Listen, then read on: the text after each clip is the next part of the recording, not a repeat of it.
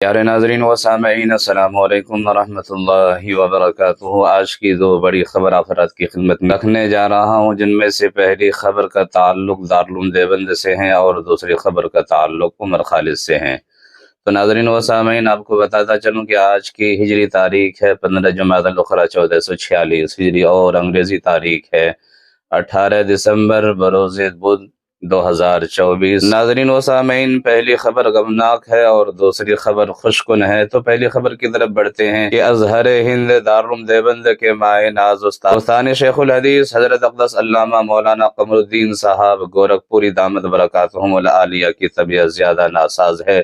Social media ذرائع کے مطابق اس طرح کی خبر سامنے نکل کر آ رہی ہے۔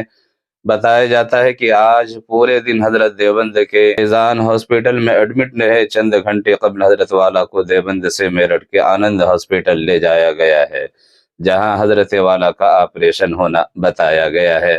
لہٰذا اب تمام احباب سے حضرت والا کے حق میں دعا کی درخواست ہے۔ اللہ تبارک و تعالی آپریشن کو کامیاب عطا فرمائے۔ صحت یابی کے لیے خصوصی دعاؤں کا اب تمام سے اہتمام گزارش کی جاتی ہے۔ اللہ تبارک و تعالی حضرت والا دامت برکاتہم العالیہ کو صحت و عافیت، شفاء کاملہ عاجلہ دائمہ مستمرہ عطا فرمائے۔ اسی طرح سے ناظرین و سامعین، دوسری خبر جو کہ خوشکن ہے کہ JNU کے سابق طالب علم و سماجی رہنما عمر خالد کو دہلی کی ایک عدالت نے دہلی فسادات سازش کیس میں عبوری ضمانت دے دی ہے۔ عمر خالد کو خاندان میں شادی کی تقریب میں شرکت کے لیے متعدد دنوں کے لیے عبوری ضمانت دی گئی ہے۔ اس طرح کی خبر سامنے نکل کر آ رہی ہے۔ آپ تمام سے گزارش ہے کہ اس چینل کو سبسکرائب کیجیے اور ویڈیو کو زیادہ سے زیادہ شیئر کیجیے۔